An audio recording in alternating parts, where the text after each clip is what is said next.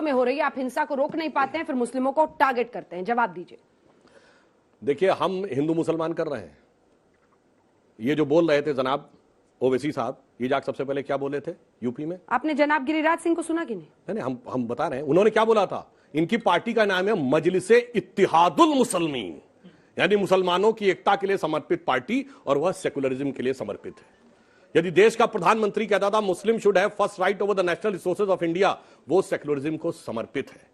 यदि जिस जमाने में कश्मीर में मस्जिदों से भीड़ निकलती थी, अभी हमारे दौर की बात है 2019 से पहले, जुमे की नमाज के बाद, और जाके किसी भी इंस्पेक्टर अयूब पंडित जैसे व्यक्ति को कत्ल कर देती थी, वो सेकुलरिज्म का सुंदर संगीत था।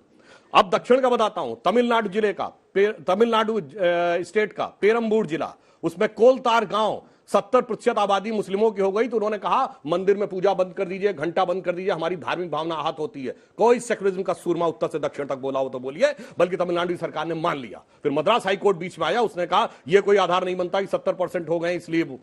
अब ये बताइए, ये आग दिखाई नहीं पड़ती थी, और जब आग इस सीमा तक हो, जो बात मैं बोल रहा हूं पहले भी बोल चुका हूं, 2014 से पहले भारत आंशिक रूप से मुस्लिम राष्ट्र था। चूंकि अगर ऐसा नहीं है तो मैं चैलेंज करके पूछ रहा हूं, एक नॉन मुस्लिम स्टेट बताइए जहां शरिया के प्रावधान को कॉन्स्टिट्यूशनल सैंक्टिटी प्राप्त हो।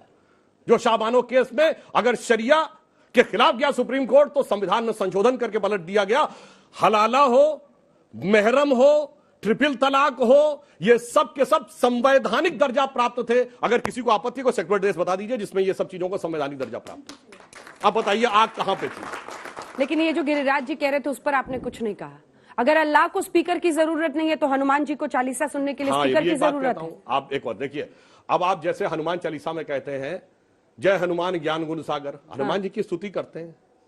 अब हमारे मन की बात है, अजान में क्या कहते हैं? अजान में क्या कहते हैं? अशहदु इलाहुल्लाह, अल्लाह के अलावा कोई इबादत के लायक नहीं है।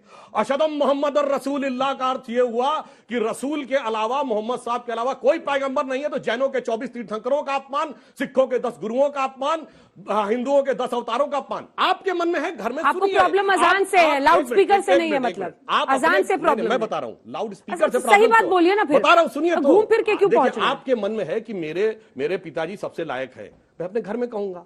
अब आप ये कहें कि मैं दुनिया भर को सुनाऊंगा, मतलब बाकी के नालायक हैं, तो इस बात से प्रॉब्लम है। शुभ्रांश राय जी नहीं कर रहे, वो हिंदू मुस्लिम, आप लोग कर रहे हैं।